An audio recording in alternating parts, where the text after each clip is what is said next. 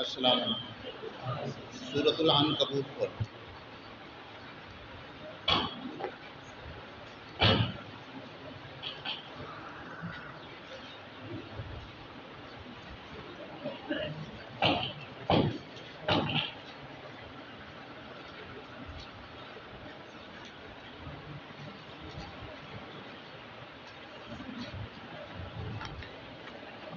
اعوذ باللہ من الشیطان الرجیم، بسم اللہ الرحمن الرحیم،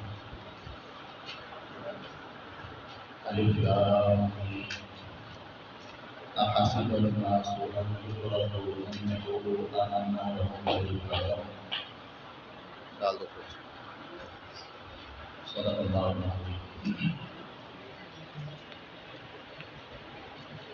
سورۃ العنکبوت، اس کی وجہ تسمیہ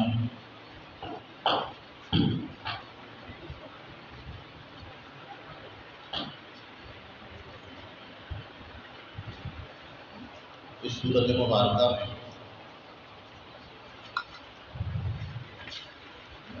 ایک لفظ ہے عنکبوت۔ دیکھیے اس سورت کی آیت نمبر 41۔ اعوذ باللہ من الشیطان الرجیم، مثل الذین اتخذوا من دون اللہ اولیاء کمثل العنکبوت اتخذت بیتا وان اوطن البیوت لبیت العنکبوت لو کانوا یعلمون۔ تو اس میں شرک کی تردید اور اس کو باطل کرنے کے لیے عنکبوت کی مثال دی کہ جو لوگ اللہ کے سوا اوروں کو معبود بناتے ہیں، ان کی مثال ایسی ہے جیسے مکڑی کا گھر۔ مکڑی کا گھر بہت مضبوط ہوتا ہے نا؟ کیسی شاندار مثال ہے قرآن کریم میں۔ غیر اللہ کو سہارا بنانے والا ایسے ہے جیسے مکڑی کا گھر بنانے والا۔ اگر کوئی آدمی مکڑی کے گھر کے اندر جا کر اپنے آپ کو محفوظ سمجھے تو اس سے بڑا بے وقوف کوئی۔ تو اس مناسبت سے اس پوری سورت کا نام سورۃ العنکبوت، اور اسی سے اس سورت کا موضوع جو ہے اس کی طرف بھی اشارہ ملتا ہے کہ اس سورت مبارکہ کے اندر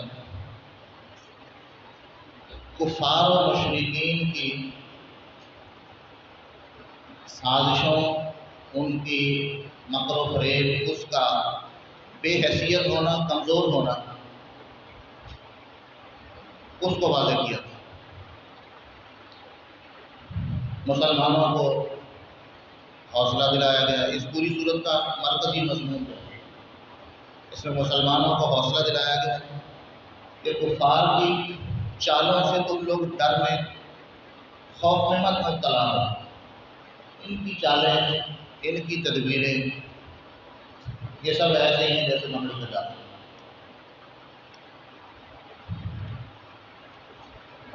کسی بھی صورت کا جو نام ہوتا ہے اس نام سے اس صورت کے مرکزی مضمون کی طرف اشارہ ملتا ہے۔ جیسے یہ مثال آپ کے سامنے آئی،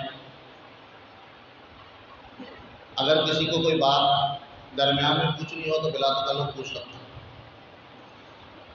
ہے۔ یہ بھی ضروری نہیں کہ ضرور ہی پوچھو، بلا وجہ بھی نہ پوچھے۔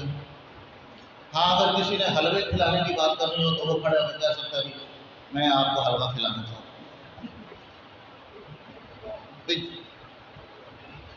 آپ کو حلوہ کھلانا تو حضرت جی کا کام ہے، ہم تو کھانے والے ہیں۔ کسی نے کہا کہ مولوی جی اب میں بڑی اونچی جگہ پہ بیٹھا ہوں، کدے حرام نہیں کھاتا؟ انہوں نے کہا ہاں، ایک دن یہ تو کوئی نظر و نیاز نہیں آئی، سیدھے روٹی اپنے گھروں پکائی۔ حامد لقمان تو بھی کرنا ہو۔ تو وجہ تسمیہ واضح ہے، تسمیۃ الکل باسم الجز، ایک جز ایک خاص واقعہ اس پر پوری صورت کا نام رکھ دیا جائے۔ جیسے چڑیا گھر، دیکھا کسی نے چڑیا گھر؟ لاہور میں چڑیا گھر ہے، بھاولپور میں ہے، میں نے تو دو ہی دیکھے ہیں، اور بھی کہیں ہوگا، اور کہیں ہے چڑیا گھر؟ ہاں جی، بہاڑی میں بھی ہے، کراچی میں بھی ہے۔ اچھا، چڑیا گھر جو ہے آپ بتائیں اس میں صرف چڑیا ہی ہوتی ہے؟ چڑیا بھی ہوتی ہے، شیر بھی ہوتا ہے، طرح طرح کے جانور ہوتے ہیں، لیکن ایک جز جو ہے اس پر کل کا نام رکھتے ہیں۔ اس کو کیا کہتے ہیں؟ تسمیۃ الکل باسم الجز، ایک جز پر پوری کل کا نام رکھتے ہیں۔ تو یہ اس عنکبوت کے لفظ پر جو ہے اس کا نام رکھ دیا۔ اچھا جی، اس صورت کا ماقبل والی صورت کے ساتھ ربط، یہ چار ربط تو لکھے ہوئے ہیں آپ کے سامنے۔ ربط نمبر 1، سورت قصص میں تھا کہ توحید پر ثابت قدمی میں مسائل آئیں گے، جیسے موسیٰ علیہ السلام پر آئے۔ اس صورت میں مومنین کو خطاب کیا کہ اس دعوی توحید کو مان لینے کے بعد تم پر بھی آزمائشیں آئیں گی، اس لیے ثابت قدم رہنا۔ پہلا ربط ہو گیا۔ بعض حضرات نے کسی کو ایک اور عنوان سے ذکر کیا کہ پچھلی صورت میں بنی اسرائیل کی آزمائش کا بیان تھا، اس صورت میں تمام مومنین کی آزمائش کا بیان۔ تو یہ ربط جو ہے اس کے ساتھ ملتا جلتا ہے جو یہاں لکھا ہوا کہ پہلے بنی اسرائیل کی آزمائش کا بیان تھا، اب تمام مومنین کی آزمائش کا بیان۔ ربط نمبر 2، دونوں صورتوں میں تذکیر بھی ایام اللہ۔ پچھلی صورت جو ہے اس میں بھی گزشتہ قوموں کے واقعات یاد دلا کر اس کے ذریعے نصیحت کی گئی، اس صورت میں بھی تذکیر بھی ایام اللہ۔ ربط نمبر 3، دونوں صورتوں میں اس بات توحید و رسالت و قیامت، توحید کا اس بات دونوں صورتوں میں ہے، رسالت کا اس بات دونوں صورتوں میں ہے، قیامت کا مضمون دونوں صورتوں میں۔ ربط نمبر 4، دونوں میں احوال قیامت ہیں۔ کتنے ربط ہو گئے؟ جو لکھے ہوئے ہیں وہ 4 ہیں۔ اچھا جی، 5واں ربط جو ہے آپ لکھ لیں کہ پچھلی صورت میں رسول اللہ صلی اللہ علیہ وسلم کو حوصلہ دلایا گیا، آیت ہے نا، ان الذی فرض علیک القرآن لرادک الی معاد۔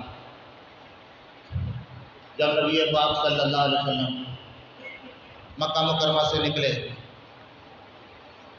ہجرت فرمائی، تو مکہ شہر سے باہر نکل کر ایک اونچے ٹیلے پر کھڑے ہو کر جہاں سے سارے مکہ پر شہر پر نظر پڑتی تھی، وہاں آپ صلی اللہ علیہ وسلم نے ایک بلند ٹیلے پر کھڑے ہو کر مکہ شہر کو خطاب کر کے کہا، اے مکہ، مفہوم میں اپنے لفظوں میں عرض کر رہا ہوں، حدیث پاک اللہ پاک نے بے شمار آپ صلی اللہ علیہ وسلم نے مکہ کو خطاب کر کے کہا، اے مکہ، مجھے تجھ سے بہت محبت ہے اور میں کبھی تجھے چھوڑ کر نہ جاتا اگر میری قوم کے لوگ مجھے مجبور نہ کرتے۔ تو آپ صلی اللہ علیہ وسلم بہت غمگین تھے، تو اللہ پاک نے حوصلہ افزائی کے لیے آپ صلی اللہ علیہ وسلم دلجوئی کے لیے، حوصلہ افزائی کے لیے آیت نازل فرمائی۔ اسی سفر ہجرت میں غالباً یہ آیت نازل ہوئی، ان الذی فرض علیک القرآن، اے میرے حبیب پیغمبر صلی اللہ علیہ وسلم، جس رب نے آپ پر قرآن نازل کیا ہے، لرادک الی معاد، یہ واپس آپ کو مکے لوٹا کر لائے گا، آپ غمگین نہ ہوں، پریشان نہ ہوں۔ یہ پچھلی صورت میں یہ مضمون ہے رسول اللہ صلی اللہ علیہ وسلم کو شجاعت دلانا، آپ کی حوصلہ افزائی کا۔ تو پچھلی صورت میں رسول اللہ صلی اللہ علیہ وسلم کی شجاعت کو شجاعت دلانا، حوصلہ افزائی کرنا، اس کا بیان تھا۔ اس صورت میں ایمان والوں کی حوصلہ افزائی، اور ان کو شجاعت پر ابھارا جا رہا ہے کہ دلیر رہو، پکے رہو، ثابت قدم رہو۔ آسان لفظوں میں اگر کوئی لکھنا چاہے، مختصر لفظوں میں، آسان تو نہیں ہے، تشجیع الرسول، تشجیع کا معنی شجاعت دلانا، حوصلہ دلانا۔ تشجیع الرسول کے بعد تشجیع المومنین کا بیان ہے۔ کتنے لفظ ہو گئے؟ 5 لفظ ہے۔ اور بھی لفظ ہیں، جس تفسیر کو اٹھا کر دیکھیں نئی باتیں ملتی ہیں، نئے نقطے ملتے ہیں۔ ہم نے تو مختصر جو ہے مناسبت پیدا کرنے کے لیے پڑھنا۔ آگے دیکھیے رفع کے بعد آگے لکھا موضوع۔ سورت کے موضوع 2 ہیں۔ موضوع نمبر 1 سورت عنکبوت سورت قصص کے مضمون کا تتمہ ہے۔ پچھلی سورت کے مضمون کا تتمہ اور تکملہ ہے یہ والی سورت۔ کیسے؟ سورت قصص میں آپ کے پاس قرآن شریف ہے نا، لکھا ہوا ہے، جو لکھا ہوا ہے اس کو تو آپ پڑھ لیں، جہاں لکھوانا ہوگا میں لکھواؤں گا۔ ایسے کاپی اپنے پاس ہونی چاہیے۔ بعض اوقات جو بات لکھنی ہوتی ہے قرآن شریف پر لکھنے کی جگہ نہیں ہوتی، کاپی ہر ایک ساتھی اپنے پاس رکھا کرے، کوئی نہ کوئی علمی نقطہ، کوئی نہ کوئی فائدے کی بات جو ہے اس کے لیے لکھنے کی ضرورت پڑتی ہے۔ اچھا دیکھیے جی موضوع نمبر 1 سورت عنکبوت میں سورت قصص کے مضمون کا ترجمہ ہے۔ جیسے سورت قصص میں اس امت کی کامیابی اور سرفرازی کا جو وعدہ کیا گیا تھا، اس امت کی کامیابی اور سرفرازی کا جو وعدہ کیا گیا وہ جہاد اور ہجرت سے پورا ہوگا۔ جیسے کہ بنی اسرائیل کے جذبات حریت اور جذبات غیرت مدت ہائے مدیدہ کی غلامی سے مردہ ہو چکے تھے۔ بنی اسرائیل نے ایک طویل عرصہ غلامی میں گزارا تھا، تو غلام قوموں کی ذہنی صلاحیتیں جو ہیں ان کو زنگ لگ جاتی، زنگ آلود ہو جاتی۔ تو بنی اسرائیل کی جذبات حریت اور غیرت جو ہے یہ مدت ہائے مدیدہ کی غلامی سے مردہ ہو چکے تھے، اس لیے ان کی کامیابی کے لیے ان کی کامیابی قوائے غیبیہ سے ہوئی، غیبی قوتوں سے ہوئی۔ بنی اسرائیل کے لیے اللہ نے سیدنا موسیٰ علیہ السلام کو بے شمار معجزات عطا فرمائے، لاٹھی ماری، بحیرہ قلزم جو ہے 12 راستے والے نکل گئے، یہ غیبی قوت ہے۔ من و سلوہ نازل کر غیبی قوت ہے۔ جہاں پانی کی ضرورت ہوئی پتھر جو ہے اس پہ لاٹھی ماری، 12 چشمے جاری ہوں۔ تو بنی اسرائیل کے جذبات حریت کے، غیرت کے، یہ غلامی کی وجہ سے مردہ ہو چکے تھے۔ ان کے اندر اتنا حوصلہ نہیں تھا کہ وہ آگے بڑھ کر جہاد کریں، تو اللہ نے غیبی قوتوں سے ان کی مدد کی، ان کی کامیابی غیبی قوتوں سے ہوئی۔ اور یہاں وہ قصہ نہیں ہے امت محمدیہ علیہ صاحب الصلاۃ والسلام، یہاں وہ قصہ نہیں ہے، اس لیے یہاں بظاہر قوت بازو مسلم، مسلمان اپنی قوت بازو سے کامیابی حاصل کریں، جہاد کریں اور ہجرت کریں، اس لیے بظاہر قوت بازو مسلم اور حقیقت میں اعانت الہی سے کامیابی ہوگی، اللہ کی مدد سے۔ یہ موضوع حضرت لاہوری کا بیان کرنا ہے، موضوع نمبر 1۔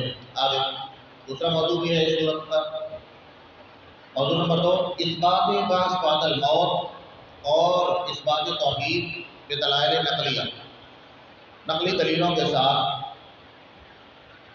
بلکہ دلائل عقلیہ بھی آئیں گے، تو اس دلائل کو آپ عقلیہ کے ساتھ فاصلہ رکھیں کہ دلائل نقلیہ و عقلیہ ساتھ لکھ لیں۔ تو دوسرا موضوع کیا ہے؟ اثبات بعث بعد الموت، مرنے کے بعد دوبارہ زندگی ہے، اس کو اللہ پاک نے ثابت فرمایا اس سورۃ المبارکہ۔ اثبات بعث بعد الموت اور اثبات توحید دلائل نقلیہ کے ساتھ بھی اور دلائل عقلیہ کے ساتھ، وہ آئیں گے جہاں جہاں تو ہم وہاں گنوائیں گے، تو پہلی دلیل عقلی آ گئی، دوسری دلیل عقلی آ گئی، پہلی دلیل عقلی آ گئی، تو ساتھ ساتھ جو ہے انشاءاللہ مناسبت پیدا کر دیں گے۔ آگے بھی خلاصہ سمجھ آ رہی سب ساتھیوں کو؟ اچھا،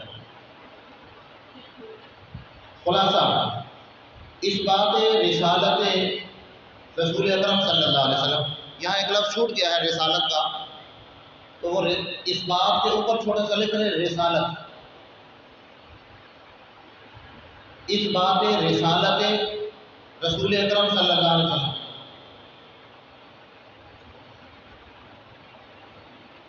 نبی کریم صلی اللہ علیہ وسلم کی رسالت کو ثابت کرنا کس طرح؟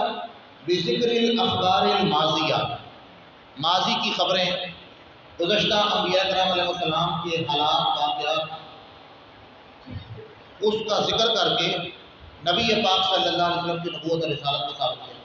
اب آپ دیکھیں گے اس صورت مبارکہ میں سیدنا ابراہیم علیہ السلام کا قصہ آئے گا، سیدنا لوط علیہ السلام کا قصہ آئے گا، قوم عاد کا، قوم ثمود کا، اور ان کی طرف مبعوث ہونے والے انبیاء کرام علیہ السلام کا تذکرہ۔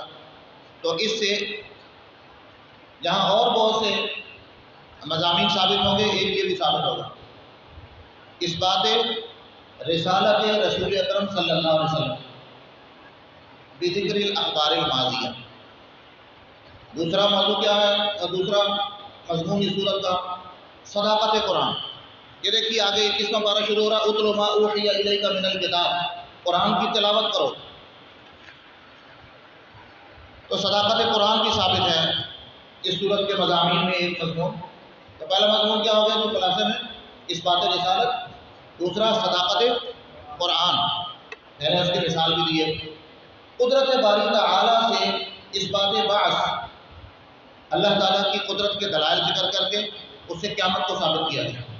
آگے آئے گا اولم یرو، اولم یرو، انہوں نے دیکھا نہیں ہم نے کیسے ان کو پہلی مرتبہ پیدا کیا، اسی طرح دوبارہ پیدا کریں گے۔ آگے یہ مضمون آ رہا، تو یہ اس بات پاس بعد الموت ہے۔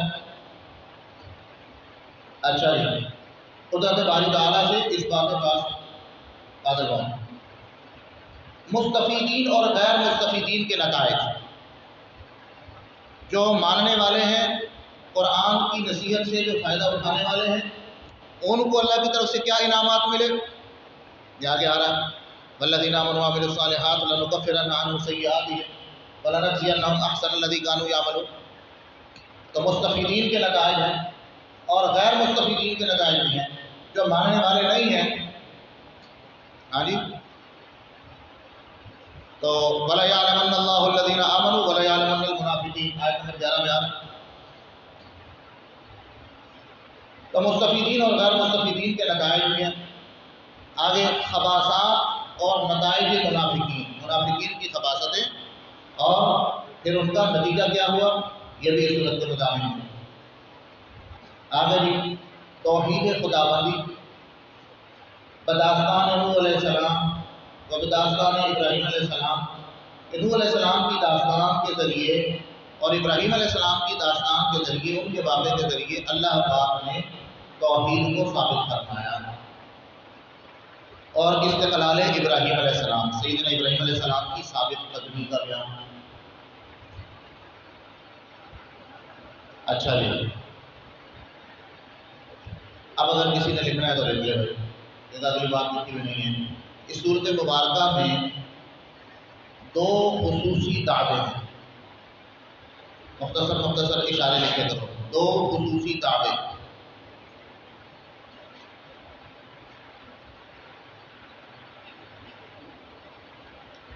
پہلا دعویٰ، ایمان والوں پر آزمائشیں آئیں گی۔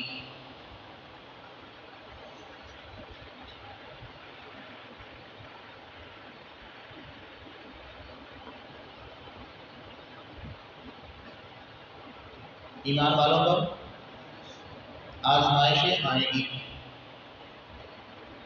شروع میں دیکھیے، احسب الناس ان یترکوا ان یقولوا آمنا، کیا لوگ یہ سمجھتے ہیں کہ صرف آمنا کہنے پر وہ چھوٹ جائیں گے؟ نہیں، آزمائشیں آئیں گی۔ دعویٰ ہو گیا، تو پہلا دعویٰ کیا ہو گیا؟ ایمان والوں پر آزمائشیں آئیں گی۔ اس دعوے کا بیان کہاں سے ہے؟ احسب الناس سے، احسب الناس، اور اس پر تین واقعات مرتب ہیں۔ اس پہلے دعوے پر اس دعوے کو ثابت کرنے کے لیے اللہ پاک جل شانہ نے 3 واقعات کی صورت میں ذکر فرمایا۔ واقعہ نوح ہے، نوح علیہ السلام کا واقعہ دیکھو اگلے رکوع سے شروع ہو رہا ہے، وَلَقَدْ أَرْسَلْنَا نُوحًا۔ اس پہلے دعوے پر 3 واقعات مرتب ہیں، واقعہ نوح علیہ السلام، واقعہ ابراہیم، واقعہ لوط علیہ السلام۔ پہلا دعویٰ کیا ہو گیا؟ ایمان والوں پر آزمائشیں آئیں گی۔ اس دعوے کا بیان کس آیت میں ہے؟ احسب الناس۔ اور اس واقعے پر کتنے واقعات، اس دعوے پر کتنے واقعات مرتب ہیں؟ واقعہ نوح علیہ السلام، واقعہ ابراہیم علیہ السلام، واقعہ لوط علیہ السلام۔ اگر لکھ لیا تو اگلی بات بھی اب شروع کرو۔ دوسرا دعویٰ، مشرکین ہماری گرفت سے بچ نہیں سکیں گے۔ اللہ پاک کی گرفت سے مشرکین نہیں بچ سکیں گے۔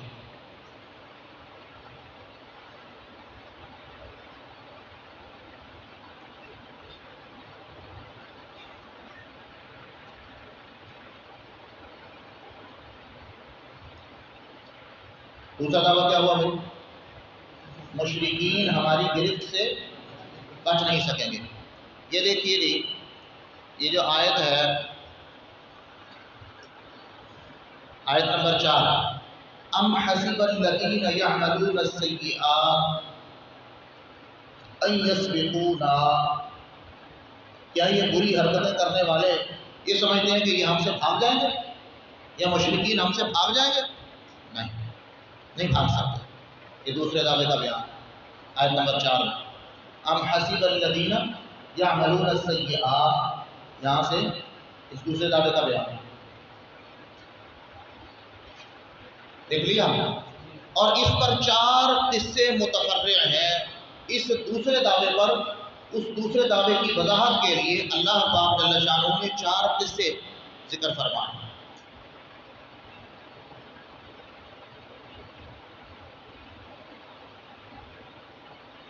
نمبر 1 قوم شعیب علیہ السلام، نمبر 2 قوم عاد، نمبر 3 قوم سمود، اور نمبر 4 قارون فرعون حامان کا قصہ۔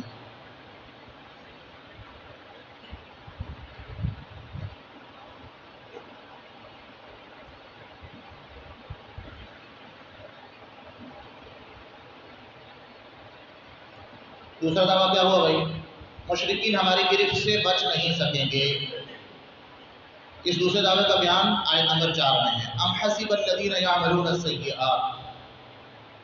اور اس دوسرے دعوے کی وضاحت کے لیے کتنے قصے اللہ پاک جل شانہ نے ذکر فرمائے؟ 4۔ قوم شعیب علیہ السلام کا قصہ، نمبر 2 قوم عاد، نمبر 3 قوم سمود، نمبر 4 قارون فرعون اور حامان۔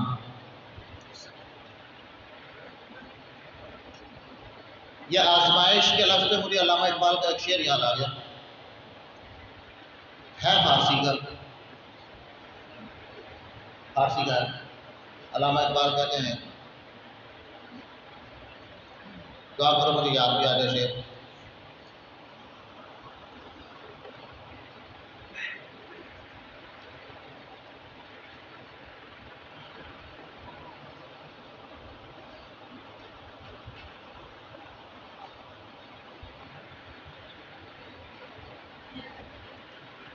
چلو یاد آئے گا پھر سنائیں، آپ کی برکت سے یاد آ جائے گا۔ میرے جیسا کوئی خطیب تھا، پہلی دفعہ جمعہ پڑھانے کے لیے بیٹھا، آدھے گھنٹے کی تقریر یاد کر کے گیا، تو کیا آدھا بیٹھ اچھا، تو 10 منٹ کے بعد مکمل ہو گیا۔ اب سامعین اس کی طرف دیکھ رہے ہیں، سامعین کی طرف چپ بیٹھے دیکھ رہے تھے، سوچ کے جب نہیں آیا تو کہتے اچھا چلو کر دوسری ہم سنتا ہوں، نہیں جی کچھ آ گیا، پھر اس طریقہ کہنے لگا اچھا پھر چلو دوسری ہم سنتا پڑھ، انشاءاللہ میں آپ کو سنتے پڑھنے کا نہیں کہوں گا، آپ کی توجہ ہوگی، یاد آ جائے گا انشاءاللہ۔ شروع کرتے ہیں۔ اچھا جی، تو یہ میں جو لکھوا رہا تھا 2 دعوے لکھ لیے آپ نے؟ اچھا جی، آگے لکھیے، دعوی توحید پر 4 دلائل عقلیہ۔ اس صورت مبارکہ کا خلاصہ جو ہے اس میں ایک مضمون یہ بھی ہے، دعوی توحید پر کتنے دلائل بھائی؟ 4 عقلی دلائل۔ دعوی توحید پر 4 دلائل عقلیہ،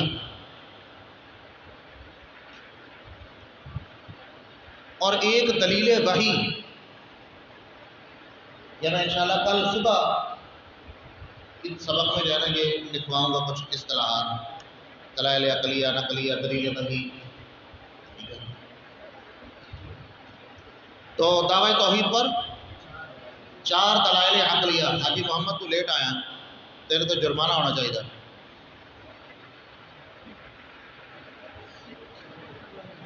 اور آپ ستون کے پیچھے چھپ کر بیٹھنے سے جرمانے سے بچ جائیں گے؟ نہیں ہو سکتا۔ اچھا جی، 4 دلائل عقلیہ کس چیز پر بھائی؟ دعوی توحید پر 4 دلائل عقلیہ۔ 4 دلائل عقلیہ ہو گئے، اور ایک دلیل وحی اور ایک دلیل نقلی۔ تو کل توحید پر 6 دلیلیں ہیں اس صورت مبارکہ میں۔ 4 عقلی دلیلیں ہیں، ایک دلیل وحی ہے اور ایک دلیل نقلی ہے۔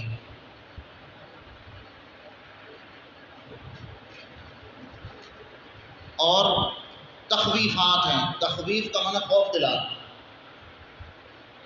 تخویف دنیاوی بھی ہوتی ہے، تخویف اخروی بھی ہوتی ہے۔ ٹھیک ہے، دنیا کی کسی مصیبت کا تذکرہ کر کے کہ اگر نہیں مانو گے تو دنیا میں تم پر یہ مصیبت آئے، اس کو کیا کہتے ہیں؟ تخویف ہے۔ اور آخرت میں عذاب آئے گا، اس کو کیا کہیں گے؟ تخویف اخروی۔ تو تخویفات یہ بھی اس صورت کے مضامین میں سے، تخویفات اور ترغیب ہجرت۔ تو جی 2 دعوے ہیں خاص، اور پھر اس کے بعد جو ہے دعوی توحید پر 4 دلائل عقلیہ، ایک دلیل وحی، ایک دلیل نقلی، اور تخویفات اور ترغیب ہجرت۔ ہاں جی، شعر یاد آ گیا آپ کی توجہ کی وجہ سے۔ یہ آزمائش پر یاد آئے، اللہ نے فرمایا ایمان والوں پر آزمائشیں آئیں گی۔ تم کیا سمجھتے ہو کہ ان یقولوا آمنا، ہم کلمہ پڑھ لیا بس پھر تم چھوٹ جاؤ گے؟ نہیں، آزمائشیں آئیں گی۔ اس پر جو ہے شعر ہے، علامہ اقبال فرماتے ہیں، چنا خود را نگہداری، اے اللہ آپ اپنا اتنا لحاظ کرواتے ہیں، چنا خود را نگہداری کہ باقی بے نیازی ہے۔ آپ بے نیاز ہیں، آپ کو ہماری عبادتوں کی، نجاتوں کی، نیازوں کی کوئی ضرورت نہیں، ہمیں خود کو ضرورت ہے۔ چنا خود را نگہداری کہ باقی بے نیازی ہے، شہادت بر وجود خود، شہادت بر وجود خود سے خون دوستاں خواہی۔ دوستوں کے خون بہتے ہیں اللہ کے دین کی خاطر۔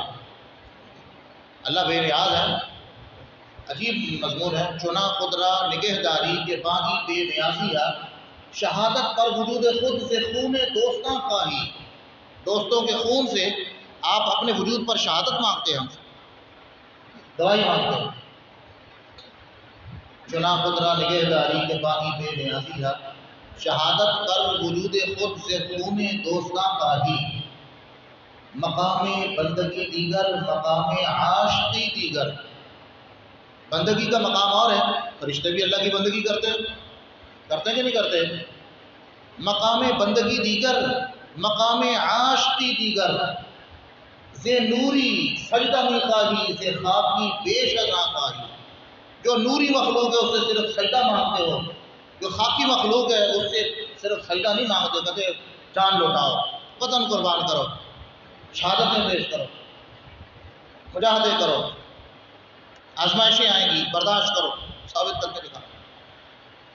میرا تو زور لگ گیا، پتہ نہیں گل سمجھ آئی کہ نہیں آئی؟ نہیں سمجھے اگلی سفا والے اور سمجھے کہ نہیں سمجھے؟ مولانا ضیاء القاسمی رحمۃ اللہ علیہ وہ یہ جملہ بولا کرتے تھے کہ اگلیاں صحابہ والے نہیں سمجھے. سمجھے کہ نہیں سمجھے؟ اچھا جی شروع کریں جی. بسم اللہ الرحمن الرحیم. الف لام میم اللہ اعلم بمرادہ بتلک الحروف. ان حروف سے اپنی مراد کو اللہ تعالیٰ خوب جانتے ہیں. احسب الناس کیا لوگوں نے گمان کر لیا ان یترکوا کہ ان کو چھوڑ دیا جائے گا ان یقولوا صرف اتنا کہنے پر کہ آمنا ہم ایمان لے آئے وہم لا یفتنون اور انہیں آزمایا نہیں جائے گا. کیا لوگوں نے یہ گمان کر لیا کہ انہیں صرف اتنا کہنے پر چھوڑ دیا جائے گا کہ ہم نے کلمہ پڑھ لیا بس اتنا کہنے پر چھوڑ دیا جائے گا وہم لا یفتنون آزمایا نہیں جائے گا؟ ایسی بات نہیں ہے. احسب الناس کیا لوگوں نے یہ گمان کر لیا استفہام انکاری ہے.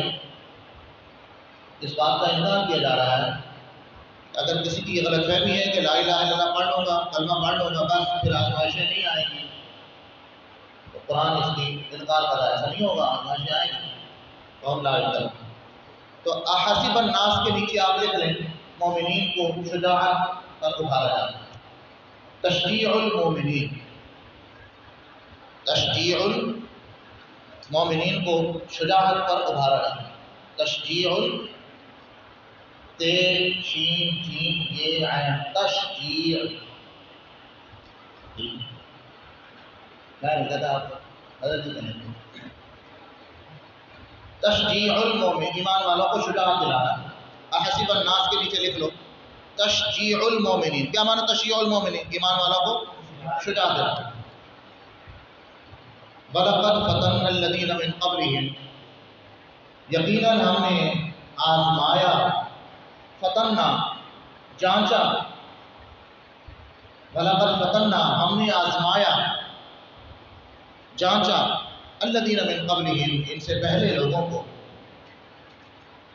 فَلَيَعْلَمَنَّ اللَّهُ الَّذِينَ صَدَقُوا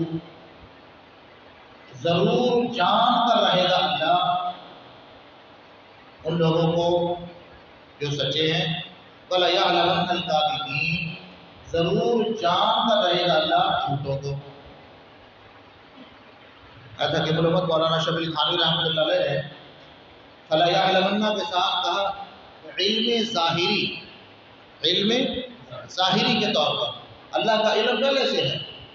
اللہ کا علم اس علم کا ظہور اب ہوگا لوگوں کے سامنے ظاہر ہوگا.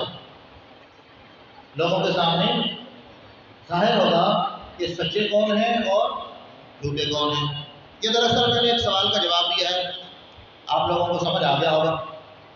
سوال ہو سکتا ہے اس پر فَلَيَعْلَمَنَّ اللَّهُ الَّذِينَ صَدَقُوا لفظی ترجمہ کیا بنتا ہے؟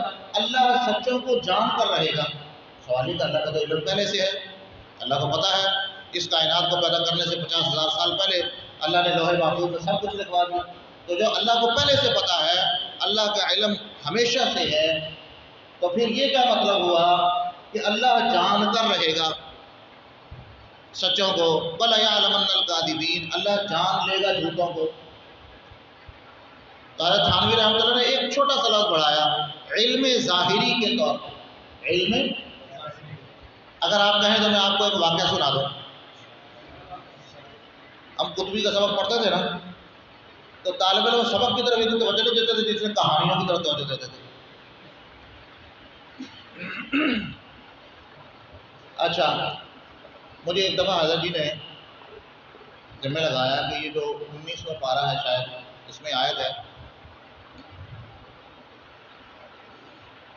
وقال الرسول اعوذ باللہ من الشیطان وقال الرسول یا ربی ان قوم اتخذوا هذا القرآن مہجورا کہ رسول نے کہا کہ اے میرے رب میری قوم نے اس قرآن کو چھوڑ دیا. اتخذوا هذا القرآن قرآن کو چھوڑ دیا. تو قرآن کو چھوڑنے کی کیا کیا صورتیں ہو سکتی ہیں؟ میرے ذمہ لگایا کہ تفاسیر لو اور ان تفاسیر میں سے اقوال جمع کرو. اب میں نے کیا کیا جی عربی تفاسیر لی اردو تفاسیر لی جو ہمارے کتب خانے میں تفاسیر دستیاب تھی اور 15-20 تفسیریں میں نے اکٹھی کی. ایک تفسیر بولی اتخذوا ھذا القرآن مہجورا، قرآن سے اعراض برتنا اس کی کیا کیا صورتیں ہو سکتی ہیں، کس کس طرح امت نے جو ہے قرآن سے اعراض کیا. تو کہیں 5 اقوال نظر آئے، وہ میں نے کاغذ پہ لکھ لی. پھر دوسری تفسیر اٹھائی، اس میں 4 اقوال نظر آئے. ان 4 میں سے 3 تو وہی تھے جو پہلے میں نے لکھے ہوئے تھے، ایک نیا تھا. اب وہ جو 3 پہلے والے تھے مقرر تھے ان کو میں نے چھوڑ دیا، جو نیا مجھے ملا اس کو میں نے لکھ لیا. پھر اور تفسیر لی، پھر اور تفسیر لی، پھر اور 12-15 تفاسیر دیکھ کے میرا 1 گھنٹہ لگ گیا اس پر. 1 گھنٹے کے بعد جو ہے میں نے مقررات کو، یعنی جو بار بار اقوال آ رہے تھے اس کو مٹا کر حذف کر کے 4-5 صورتیں جو ہے وہ ایک چھوٹی سی پرچی پر لکھ کے تیار کی کہ یہ کل جو ہے اقوال جو تفاسیر میں ملے ہیں. سمجھ آ رہی بات؟ اچھا، جب میں فارغ ہو گیا، اطمینان ہو گیا کہ بھی میرے دل میں جو کام لگا تھا میں نے پورا کر لیا، اب میں اس پہ جانے لگا. میرے دل میں خیال آیا کہ یار میں تفسیر عثمانی دیکھ لوں. اب میں نے جو تفسیر عثمانی میں اس آیت کو کھولا، آپ لوگ حیران ہوں گے کہ 1.5 سطر کے اندر وہی سارا خلاصہ جو میں نے 15 تفسیروں سے کھنگال کر لکھا تھا، 1.5 سطر کے اندر وہ سارے اقوال کہ قرآن کو چھوڑنے کی یہ صورت یا یہ صورت یا یہ صورت یا یہ صورت، 1.5 سطر کے اندر وہ سارا لکھا ہوا.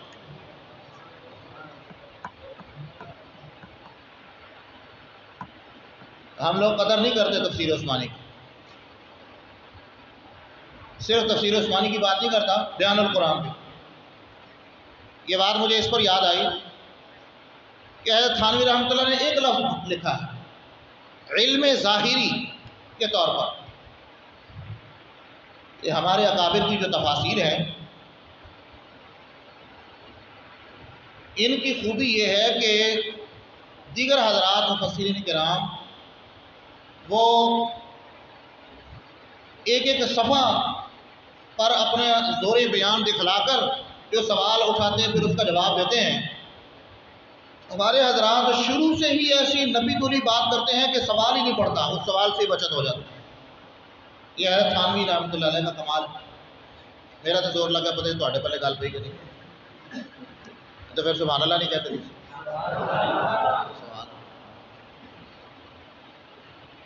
حضرت ایک تو ذوق تھا حضرت مولانا عبداللہ بہلوی رحمۃ اللہ علیہ کا. حضرت بہلوی رحمۃ اللہ علیہ وہ ایک دفعہ بیان فرما رہے تھے، تو بیان جتنا اخلاص ہوتا پھر اثر بھی اتنا، تو لوگوں پر بہت اثر ہو رہا تھا. تو بے ساختہ لوگ سبحان اللہ سبحان اللہ سبحان اللہ سبحان اللہ کہہ رہے. تو حضرت بہلوی رحمۃ اللہ علیہ نے عجیب بات فرمائی، ہم نے حضرت جی سے سنی. فرمایا سبحان اللہ اچھی چیز ہے، ثواب اللہ کا ذکر ہے، سبحان اللہ اچھی چیز ہے، لیکن اسے اپنے پاس رکھو، یعنی دل دل میں کہو، ایسا ایسا کہو. تمہارے اس اونچے اونچے سبحان اللہ کہنے سے میرے دل میں اگر بڑائی کا خیال آ گیا تو کون ذمہ دار ہے؟ یہ ان کا اخلاص حضرت بہلوی کا. اور ایک ذوق حضرت درخواستی کا تھا. ہم نے الحمدللہ حضرت درخواستی کی زیارت کی، حضرت درخواستی کا بیان بھی سنا. حضرت درخواستی کا تقیہ کلام تھا، سب کہو سبحان اللہ، یہ ان کا ذوق تھا. اسی طرح حضرت اقدس مفتی عبدالستار صاحب رحمۃ اللہ علیہ کے بیانات بھی سنے. تو مفتی عبدالستار صاحب رحمۃ اللہ علیہ وہ بھی تقریر کے دوران کہتے تھے سبحان اللہ نہیں کہتے، سب کہتے تھے سبحان اللہ. اپنا اپنا ذوق ہے، ہر گلے رنگوں بوئے دیگر است. تو کوئی سبحان اللہ کہلوائے گا ٹھیک ہے، کوئی نہیں کہلوائے گا. اپنا اپنا ذوق ہے. کوئی چائے میں میٹھا ڈالتا ہے، کوئی پھیکی پیتا ہے، تو کہتا ہے تھوڑا سا لون پا دے. بعض دیہاتی لوگ اپنا اپنا ذوق ہے. یہ کھانے پینے کی چیزوں کی جو مثال ہوتا ہے نا، بڑی مسکراہٹ سے آ جاتی ہے. حلوے کے لفظ سے منہ میں مٹھاس آتی ہے.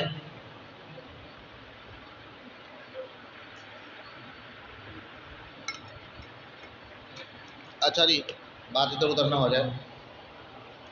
فَلَيَعْلَمَنَّ اللَّهُ الَّذِينَ صَدَقُوا،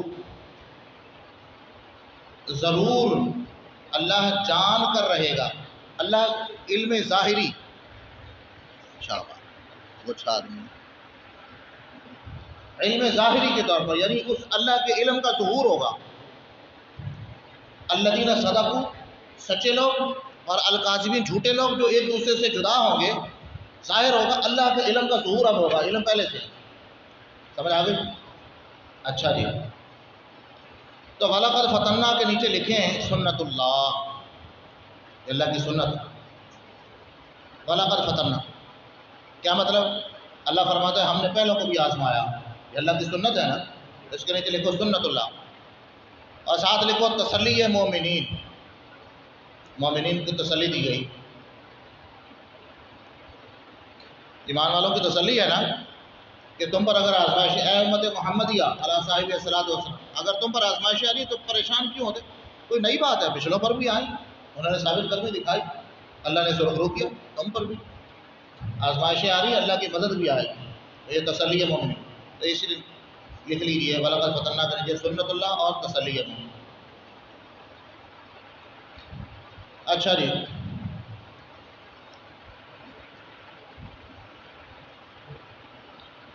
ام حسب الذین یعملون السیئات، کیا گمان کر لیا ان لوگوں نے جو برے کام کرتے ہیں، ان یسبقونا کہ وہ ہم سے نکل بھاگیں گے، ان یسبقونا کہ وہ ہم سے نکل بھاگیں گے، ہم سے چھوٹ جائیں گے، ایسا نہیں ہوتا۔ ساء ما یحکمون،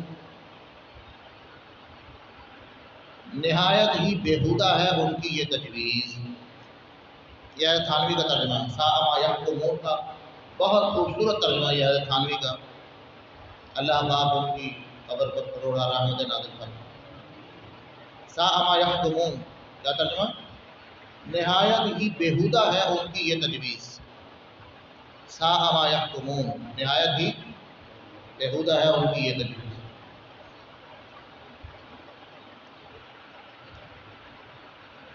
مسلمانوں کی آزمائش کا مضمون تھا پہلے، پچھلی آیت میں مسلمانوں کی آزمائش کا مضمون تھا، اب اس آیت میں ایذا پہنچانے والے کفار کے لیے وعید ہے، جب میں اس آیت کو پچھلی آیت سے ربط دے رہا ہوں، اس آیت کو پچھلی آیت سے ربط دے رہا ہوں، پچھلی آیت میں ایمان والوں کی آزمائش کا ذکر تھا، مسلمانوں کی آزمائش کے مضمون کے بعد اب اس آیت میں ایذا پہنچانے والے کفار کے لیے وعید ہے۔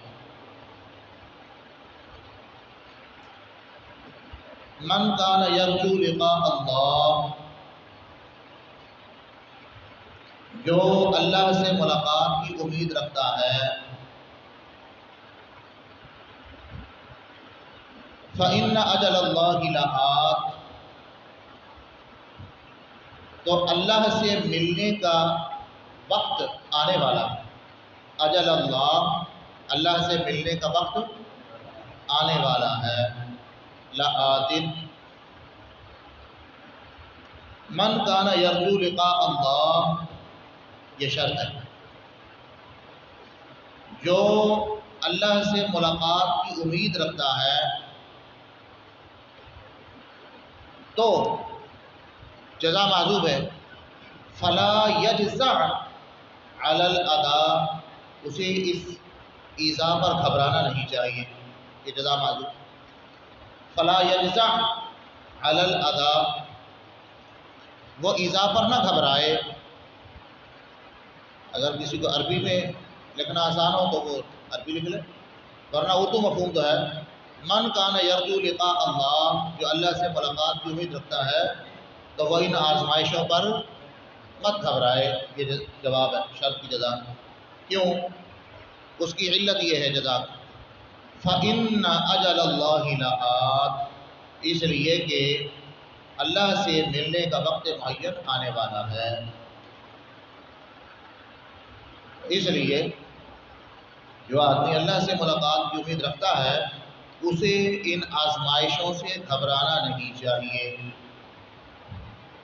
جب اللہ سے ملاقات ہوگی تو کیا ہوگا؟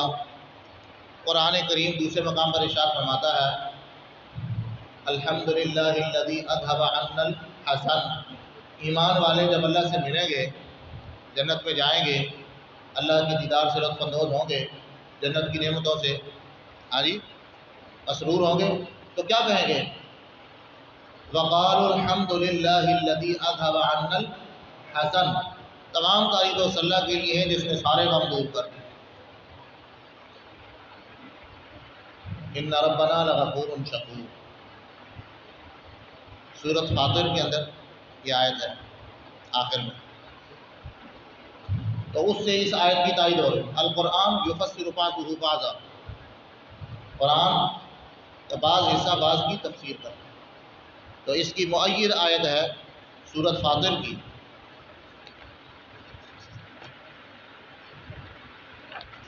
آیت نمبر کیا ہے؟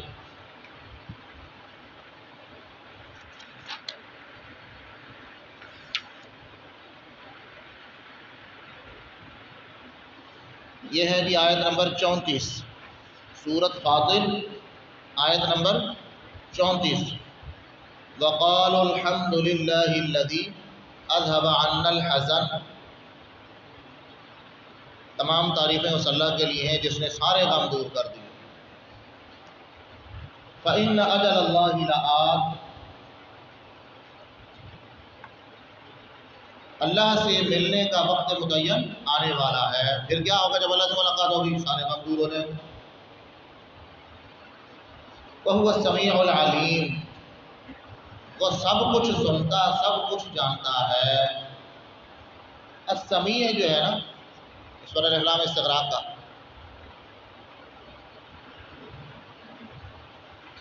جنسی بھی ہو سکتا، اس جنس کے سارے افراد جو ہے اللہ کی احاطہ سمع کے اندر۔ وَهُوَ السَّمِيعُ الْعَلِيمُ، وہ سب کچھ سنتا سب کچھ جانتا۔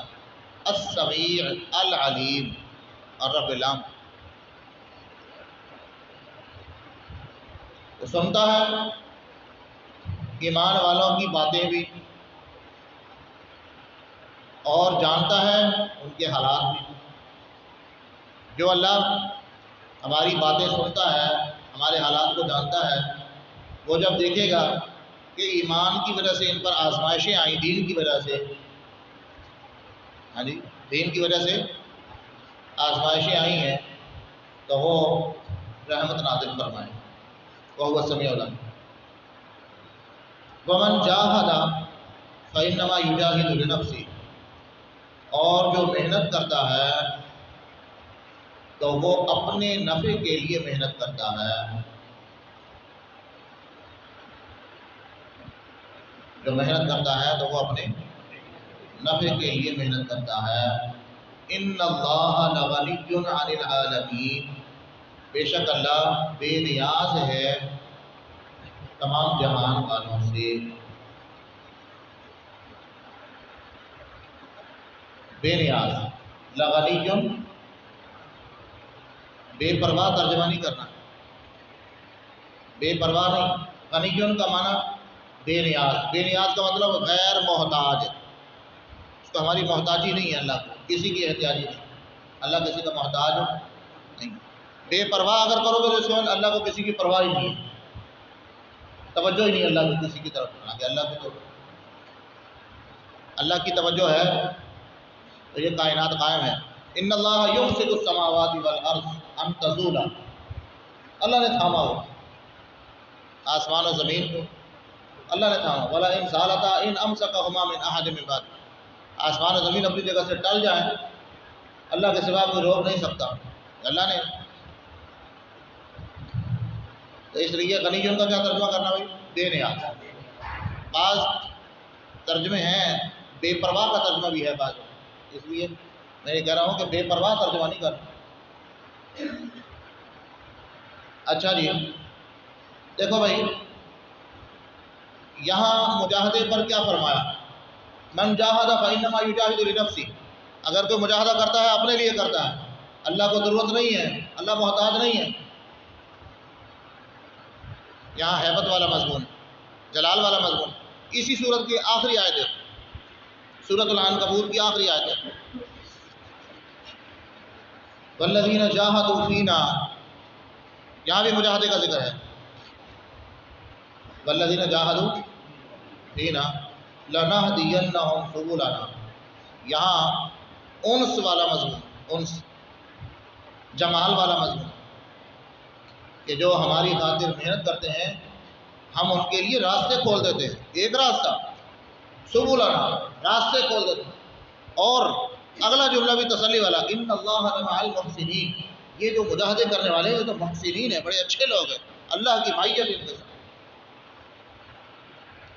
تو یہاں بھی مجاہدے کا مضمون آخر میں بھی یہاں ہیبت کے انداز میں ہے، اس سے ہیبت طاری ہوتی ہے. اللہ تعالیٰ فرماتا ہے انما یجاہد لنفسہ، اگر کوئی مجاہدہ کرتا ہے اور اس کا اپنا فائدہ ہے، اللہ کو ضرورت نہیں ہے. ان اللہ لغنی عن العالمین. تو یہاں ایمان والے جو مجاہدے کریں، آزمائشوں پر استقامت دکھائیں تو دل میں کہیں بڑائی نہ آ جائے.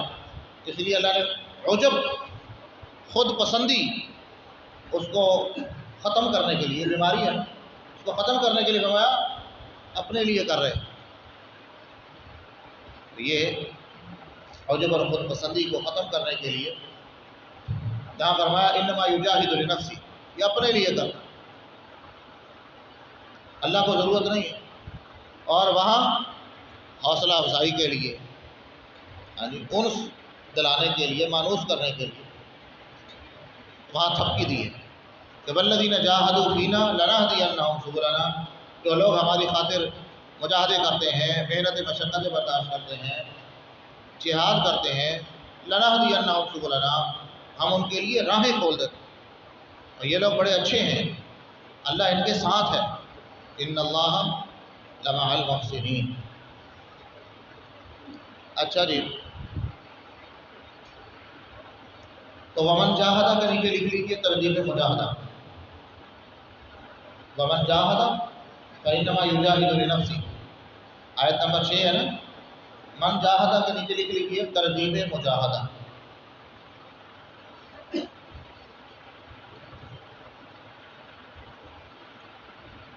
والذین آمنوا وعملوا الصالحات، جو لوگ ایمان لائے اور انہوں نے نیک عمل کیے، لنکفرن عنہم سیئاتہم، ہم دور کر دیں گے ان سے ان کے گناہوں کو، ولنجزینہم، اور ہم ضرور بدلہ دیں گے ان کو، احسن الذی کانوا یعملون، اچھا بدلہ ان کاموں کا جو وہ کرتے تھے. والذین آمنوا کے نیچے لکھ لیجیے بشارت، ایمان والوں کو بشارت دی جاتی. وہ لوگ جو ایمان لائے اور انہوں نے نیک عمل کیے، یہ بشارت ہے ان کے لیے. کیا بشارت ہے؟ پہلی بشارت لنکفرن عنہم سیئاتہم، یا یوں کہیے آپ اس کو کہ ایمان اور اعمال صالحہ کا پہلا ثمرہ بتلائے. ثمرہ کہتے ہیں پھل.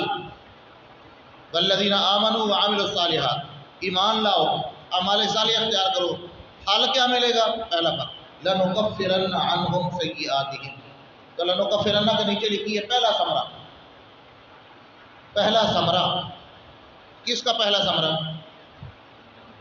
ایمان اور اعمال صالحہ کا پہلا پھل، پہلا ثمرہ. کیا؟ بہت بڑا ثمرہ ہے. لنکفرن عنہم سیئاتہم، ہم ان سے ان کے گناہ دور کر دیں، ان کے گناہوں کو مٹا دیں. دوسرا ثمرہ آگے ولنجزینہم کے نیچے لکھے دوسرا ثمرہ، ولنجزینہم، ہم ضرور ان کو بدلہ دیں گے،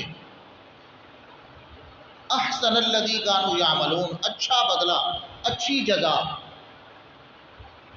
عمدہ جزا، ان کے عملوں کی اچھی جزا دیں گے. ان کا عمل اس انعام کا، اس جزا کا مستحق نہیں تھا، ہم اپنے کرم اور مہربانی سے جتنا ان کا عمل تھا اس سے کہیں بڑھ کر جزا دیں. یہ اچھے لوگ ہیں جنہوں نے سبحان اللہ کہا.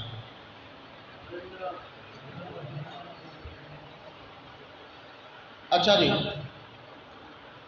تو لنکفرن کے نیچے لکھا بھائی پہلا ثمرہ، اور ولنجزینہ کے نیچے لکھا دوسرا ثمرہ. تو پہلا ثمرہ کیا ہے؟ نقصان دور کر دیا. گناہ تو بڑے نقصان ہے نا، تو دفع ضرر ہو گیا. اور ولنجزینہم، اور ان کو اچھی اچھی چیزیں ملے گی، یہ نفع حاصل ہو رہا ہے، ٹھیک ہے۔ اچھا بھائی یہ جو لفظ ہے نا لَنُكَفِّرَنَّ عَنْهُمْ سَيِّئَاتِهِمْ، یہاں پر حضرت تھانوی رحمۃ اللہ نے 5 صورتیں بیان فرمائی ہیں، 5 صورتیں۔ لَنُكَفِّرَنَّ عَنْهُمْ سَيِّئَاتِهِمْ، تکفیر سیئات، گناہ مٹ جائیں، ہمارے گناہ مٹ جائیں، دور ہو جائیں۔ کتنی صورتیں اس کی؟ 5 صورتیں۔ نمبر 1، بعض گناہ جیسے کفر اور شرک، لکھ لو بھائی، تو ایمان سے ہی زائل ہو جاتے ہیں۔ بعض گناہ جیسے کفر اور شرک تو ایمان سے ہی زائل ہو جاتے ہیں۔ ادھر آدمی کلمہ پڑھتا ہے لا الہ الا اللہ محمد رسول اللہ، ادھر اس کا کفر جو ہے وہ کیا ہو گیا؟ زائل ہو گیا، شرک کیا ہو گیا؟ تو تکفیر سیئات کی پہلی صورت آ گئی نا، کیا بعض گناہ جیسے کفر اور شرک یہ تو ایمان لانے سے ہی کیا ہو جاتے ہیں؟ زائل ہو جاتے ہیں۔ لکھ لیا بھائی؟ نمبر 2، بعض گناہ توبہ سے زائل ہو جاتے ہیں، بعض گناہ توبہ سے زائل ہو جاتے ہیں۔ کیوں؟ کیا فرمایا تھا؟ ہم کم گناہ تمہارے دور کریں گے، عملوا الصالحات، تم عمل صالح کرو، تم تو توبہ بھی عمل صالح ہے، نہیں؟ توبہ بھی، تو اللہ کیا فرما رہا ہے؟ عملوا الصالحات، تم ایمان لاؤ، عمل صالح کرو، تو ہم کیا کریں گے تمہارے گناہ؟ تو دوسری صورت کیا ہوئی کہ توبہ جو ہے یہ بھی چونکہ عمل صالح ہے تو بعض گناہ جو ہے وہ توبہ سے معاف ہو جاتے ہیں۔ کتنی صورتیں ہو گئی؟ 2۔ نمبر 3، بعض گناہ نیکیاں کرنے سے زائل ہو جاتے ہیں۔ آپ نے وضو کیا، حدیث پاک کا مضمون ہے نا، آدمی وضو کرتا ہے، ترمذی شریف میں حدیث ہے، آدمی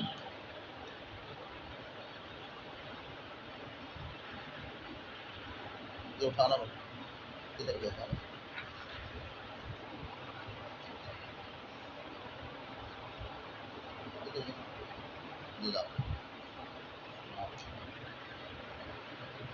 اچھا جی، تو بعض گناہ جو ہیں نیکیاں کرنے سے زائل ہو جاتے ہیں۔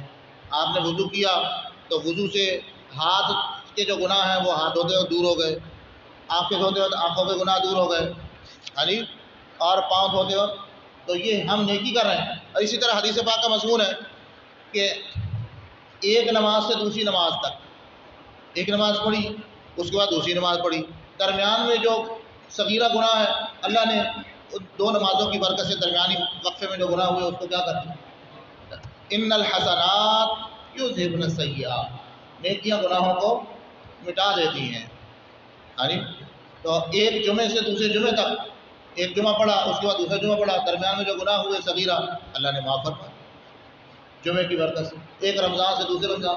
تو بعض گناہ جو ہے وہ حسنات سے، نیکیوں سے ہی زائل ہو جاتے ہیں۔ تکفیر سیئات کی کتنی صورتیں ہو گئی؟ 3۔ چوتھی صورت، بعض گناہ معاذ اللہ اپنے فضل سے معاف فرماتا ہے۔ آپ کے سبحان اللہ پر مجھے ایک بات یاد آ گئی، اللہ نے جہنم کے 7 دروازے رکھے اور جنت کے 8 دروازے رکھے، ایسے ہے نا؟ لہا سبعۃ ابواب، قرآن کریم میں ہے نا کہ جہنم کے کتنے دروازے ہیں؟ 7۔ جہنم کے 7 دروازے اور جنت کے ایک دروازہ جو زائد ہے، یہ کیوں اللہ نے زائد رکھا جنت کے دروازہ؟ اس میں حضرات علماء کرام اپنے اپنے شان کے مطابق نقطے بیان فرماتے ہیں۔ ایک نقطہ یہ بیان فرماتے ہیں، اللہ تعالیٰ امت کو، اپنی مخلوق کو بتلانا چاہتے ہیں، سبقت رحمتی غضبی، میری رحمت میرے غضب پر، میں نے جہنم کے لیے اگر 7 دروازے رکھے ہیں تو جنت کے لیے کتنے رکھے ہیں؟ ایک زائد رکھا ہوا، تو میری رحمت میرے غضب پر غالب۔ ایک نقطہ۔ دوسرا نقطہ کہ بھئی جنت میں جانے کے لیے ایک دروازہ جی، یہ دروازہ جو ہے نا جی یہ نمازیوں کے لیے ہے، جن کو نماز سے خاص شغف اور لگاؤ ہوتا ہے، وہ نماز میں خوب اہتمام. یہ دروازہ کس کے لیے ہے بھائی؟ یہ صائمین کے لیے ہے، روزے داروں کے لیے، باب الریان. یعنی یہ دروازہ کس کے لیے جی؟ یہ ذاکرین کے لیے جو ذکر کے اندر خوب اہتمام. اور یہ دروازہ کس کے لیے جی؟ یہ جہاد کرنے والوں کے لیے. تو جنت کے جو دروازے ہیں وہ متعین ہیں. تو ابوبکر صدیق رضی اللہ عنہ کی شان ہے، حدیث میں آتا ہے کہ جنت کے 8 دروازوں سے ابوبکر صدیق کو آواز آئی کہ وہ ہر عمل میں آگے ہیں. ان کی نماز اتنی شاندار ہے کہ جنت کا وہ دروازہ جو نمازیوں کے لیے ہوگا وہ پکارے گا کہ ابوبکر یہاں مرشد آ. ان کا روزہ اتنا شاندار ہے، باقی مضمون آپ خود پورا کر لیں. ٹھیک ہے، ہم نے تو صرف دکھانا تھا نا بھی یہ روڈ ادھر کو جا رہا ہے، آگے بندہ خود چلے. تو اصل بات یہ ہے کہ چلتے چلتے نا چوک آ جاتا ہے، تو چوک میں ادھر ادھر نہیں نکلنا، پھر وہ آگے چلنا سیدھا سیدھا چلتے جائیں گے نا. چوک جو ہے نا جی، پھر ادھر ادھر نکلیں گے تو پھر دور ہو جائیں گے. اچھا، تو کیا کہہ رہا تھا میں؟ تو جنت میں اب ایک دروازہ اگر نمازیوں کے لیے ہے تو اس کے بالمقابل جہنم میں ایک دروازہ ہے جو بے نمازوں کے لیے. سمجھ آ رہی؟ جنت میں اگر ایک دروازہ صائمین کے لیے، روزے دار کے لیے، تو اس کے بالمقابل جہنم میں ایک دروازہ ہے جو بے روزے. جنت میں اگر ایک دروازہ جو ہے ذاکرین کے لیے ہے تو اس کے مقابل جہنم میں ایک دروازہ ہوگا جو اللہ سے غافل رہے، اللہ کی یاد سے، من اعرض عن ذکری، اعراض برتے رہے ان کے لیے. ٹھیک ہے، یہ سب ہو گیا. تو 7 دروازے جنت کے، 7 دروازے جہنم کے ہو گئے. برابر ہو گیا کہ نہیں ہو گیا؟ اب ایک دروازہ جنت کا وہ زائد ہے، یہ ان لوگوں کا ہے کہ جو اپنے عملوں کی وجہ سے مستحق نہیں تھے، جن کے کوئی ایسے عمل نہیں تھے کہ کوئی دروازہ ان کو بلاتا. اللہ نے جن پر فضل فرما، جن پر اللہ نے محض فضل فرما کر داخل کیا، یہ ایک 8واں دروازہ ان کے. دوبارہ بات دور نہ جائے تو چوتھی صورت کیا ہوئی گی؟ بعض گناہ محض فضل سے معاف ہو جاتا، اللہ پاک کے فضل و کرم سے معاف ہو جاتا. اللہ پاک سب پر اپنا فضل و کرم فرما دے. 5ویں اور آخری صورت، بعض گناہ اللہ کی طرف سے سزا آتی ہے تھوڑی سی، اس سزا کی وجہ سے معاف ہوتا ہے. قدرے سزا ملتی ہے، اس سزا کی وجہ سے بھی اللہ پاک معاف فرماتا ہے. پڑھا نہیں ہم نے احادیث میں کہ مومن کو کانٹا بھی چبھے تو اس پر بھی اس کا گناہ معاف ہوتا ہے. تو تکفیر سیئات کی 5 صورتیں. تکفیر سیئات، لنکفرن عنہم سیئاتہم، ہم ان کے گناہ ان سے دور کر دیں گے. ایمان لاؤ، اعمال صالح اختیار کرو. پہلا ثمرہ کیا ملے گا؟ لنکفرن عنہم سیئاتہم، ہم ان سے، ایمان والوں سے، اعمال صالح والوں سے ان کے گناہوں کو دور کر دیں گے، مٹا دیں گے، زائل کر دیں گے. اور اس کی کتنی صورتیں ہو گئیں؟ 5 صورتیں ہو گئی. ہاں جی. وَلَنَجْزِيَنَّهُمْ أَحْسَنَ الَّذِي، اور ہم ضرور جزا دیں گے. دوسرا ثمرہ، جزا دیں گے. احسن الذی، اچھی جزا. احسن الجزا، الجزا مضاف الیہ محذوف ہے. احسن الجزا، اچھی جزا، اچھا بدلہ. ہاں جی، ان کاموں کا جو وہ کرتے تھے. اچھا جی، اگلی آیت دیکھیے جی. وَوَصَّيْنَا الْإِنسَانَ، ہم نے تاکید فرمائی انسان کو. وَصَّيْنَا، تاکید فرمائی ہم نے انسان کو. بِوَالِدَيْهِ، والدین کے بارے میں. حُسْنًا، اچھے سلوک کی، ماں باپ کے ساتھ اچھا سلوک. وَإِن جَاهَدَاكَ، اور اگر وہ ماں باپ زور دیں تجھ پر. جَاهَدَاكَ، کیا کریں؟ زور دیں. لِتُشْرِكَ بِي، کہ تو شریک ٹھہرائے میرے ساتھ. لِتُشْرِكَ بِی، اس پر زور دیں، ماں باپ اس پر زور دیں کہ تو میرے ساتھ شریک ٹھہرائے.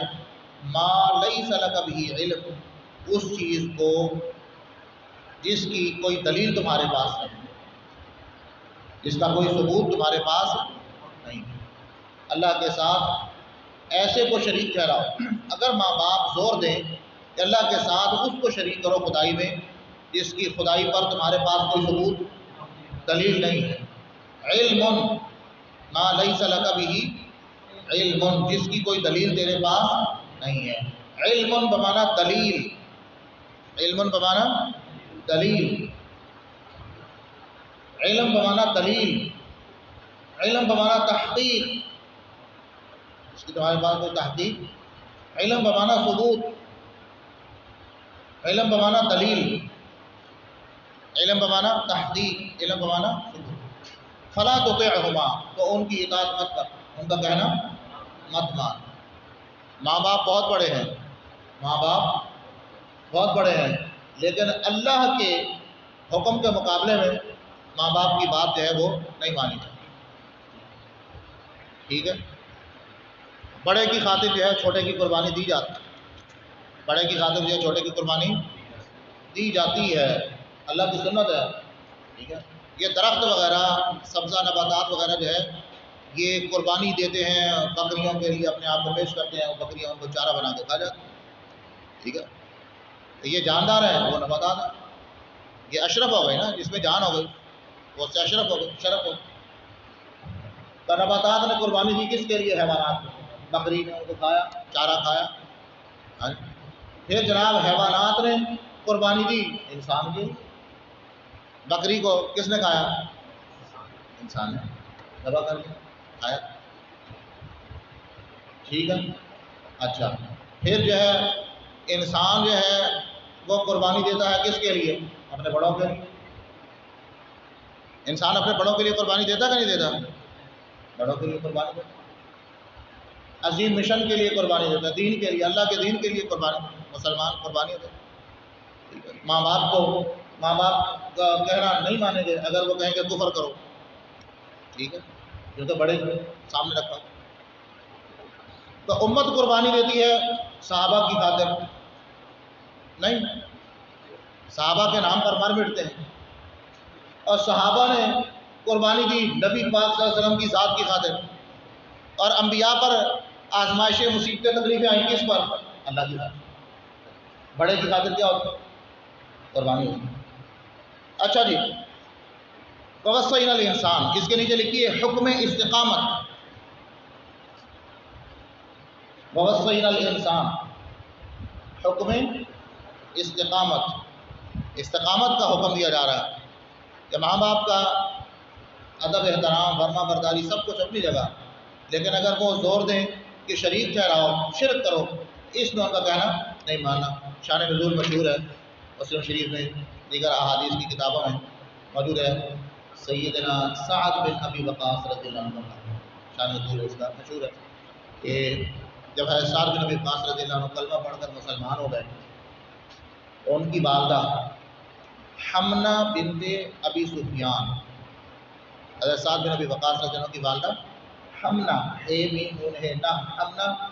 حمنہ بنت ابی سفیان، انہوں نے کہا کہ میں بھوک ہڑتال کرتا ہوں، نہ صرف بھوک ہڑتال کی، پیاس ہڑتال بھی کرتا ہوں، نہ کچھ کھاؤں گی نہ کچھ پیوں گی جب تک تمہارا شرک کی طرف واپس نہیں لوٹ کر آ۔ والدہ نے دھمکی دی، صرف دھمکی نہیں دی، عملاً کر دی بھوک ہڑتال، بھوک ہڑتال بھی کی، پیاس ہڑتال بھی، نہ کھاؤں گی نہ پیوں گی جب تک دوبارہ اس شرک والے عقیدے کی طرف نہیں آ۔ تو سیدنا سعد بن ابی وقاص رضی اللہ عنہ نے عجیب جواب، استقامت، اور فرمایا کہ 100 جانیں بھی نکل جائیں، میری ماں کی اگر کتنی جانیں ہوں، یہ تو ایک جان ہے، 100 جانیں بھی، میری ماں بھوک ہڑتال کر دیں، یہ بھوک ہڑتال کا لفظ ہم سمجھانے کے لیے بول، عملاً ویسے تھی بھوک ہڑتال ہی تھی نا، کہ میری ماں جو ہے بھوکی پیاسی مر جائے، ایک جان نکل جائے، دوسری جان، تیسری جان، 100 جانیں بھی اگر نکل جائیں، میں توحید کو نہیں چھوڑتا، شرک کی طرف۔ جب ان کی والدہ نے یہ استقامت دیکھی تو انہوں نے اپنا بھوک ہڑتال ختم کر۔ اچھا جی، تو یہ اس آیت کا شان نزول ہو گیا، اور صحیح الانسان، کہ ماں باپ اگر تمہیں جو ہے زور دیں کہ شرک کرو تو پھر شرک کی طرف نہیں آنا، فلا تطعہما، ان کا کہنا نہیں ماننا۔ اچھا دیکھو بھی، یہی مضمون جو ہے یہ سورۃ لقمان کی آیت نمبر 15 میں بھی ہے. دیکھیے سورۃ لقمان آیت نمبر 15. میں نے عرض کیا نا القرآن یفسر بعضہ بعضا. سورۃ لقمان کی آیت نمبر 15 میں بھی یہی مضمون ہے. وَإِن جَاهَدَاكَ ہے جی.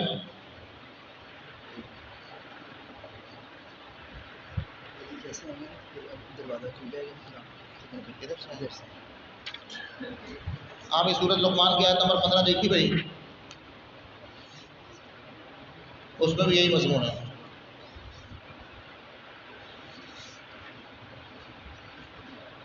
وَإِن جَاهَدَاكَ عَلَىٰ أَن تُشْرِكَ بِي مَا لَيْسَ لَكَ بِهِ عِلْمٌ فَلَا تُطِعْهُمَا. آ گیا نا؟ تو یہ مؤید آیت ہوگی. اس کو وَإِن جَاهَدَاكَ آپ اس کے نیچے لکھ لیں سورۃ لقمان آیت نمبر 15 اشارہ لکھ لیں. وَإِن جَاهَدَاكَ لِتُشْرِكَ یعنی لکھ لیں سورۃ لقمان آیت نمبر 15. فَلَا تُطِعْهُمَا تو ان کی اطاعت مت کرنا. إِلَيَّ مَرْجِعُكُمْ میری ہی طرف تمہارا لوٹنا ہے. فَأُنَبِّئُكُم بِمَا كُنتُمْ تَعْمَلُونَ. صدق اللہ العظیم.